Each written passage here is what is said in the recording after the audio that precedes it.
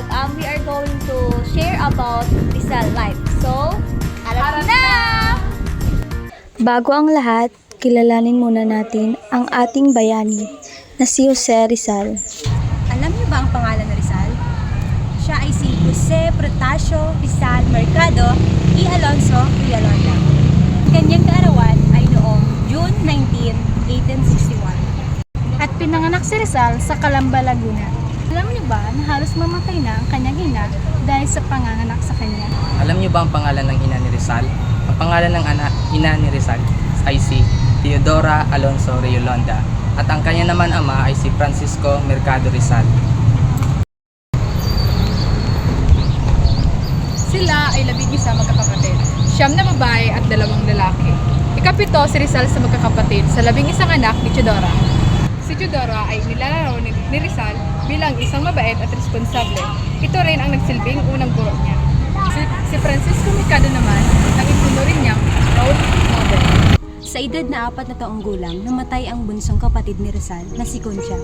At ito ang kauna-unahang pag-iyak ni Rizal dahil sa pagkawala nito. Nakapasa si Rizal sa College of San Juan de Letra, pero mas pinili niyang mag-aral sa Ateneo de Manila. Kaso, tinanggihan siya ng register na si Father Ferrando. Sa kadahilanan, huli na siyang nagpag-register sa paaralan. At tinulungan siya ni Manuel Ceres Borgor para makapasok sa Ateneo de Manila. At ang kanyang kauna-unahang naging guro ay si Father Jose Besh. Ginamit niya ang apelyido na Rizal kaysa sa Mercado kasi mainit ito sa mata ng mga Espanya autoridad. Narito ang mga pangalan na naging bahagi ng buhay ni Rizal. Una, si Judea. Pangalawa, si Sigunda Katigbak. Pangatlo, si Bigibining N. Pang-apat, si Leonor Valenzuela. Panglima, si Leonor Rivera. Pang-anim, si Consuelo Ortega.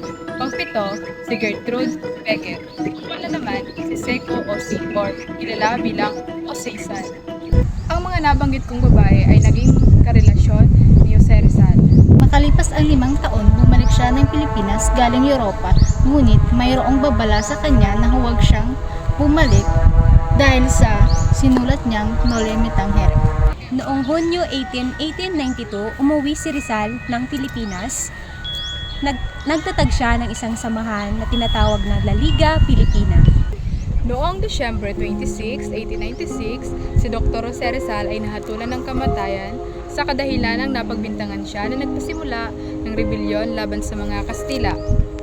Bago dumating ang kanyang katapusan, naisulat niya ang Mi Ultimo Adios, ibig sabihin ang huling paalam, upang magmulat sa mga susunod pang henerasyon na maging makabayan.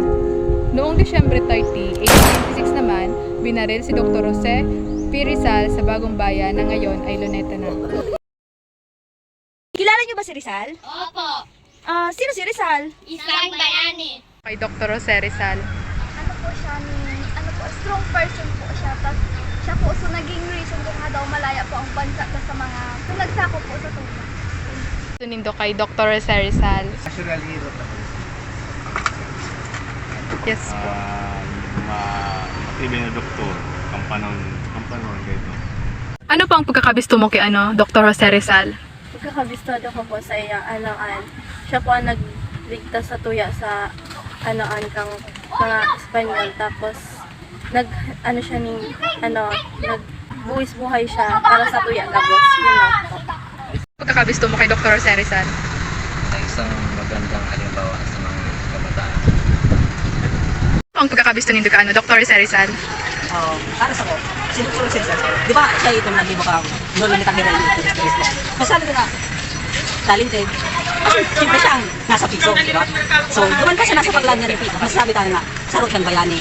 Tapos actually sarot talaga siyang bayani kasi siya ang nagpupo sa mga sarot siya sa nagpupo sa mga Pilipino para maglaban sa ibang bansa. Ito yung mapakulit ang sa tuyong bansa para mabisto na karapat dapat mo na ipaglaban ng bansa ta. Ito yung masarap para sa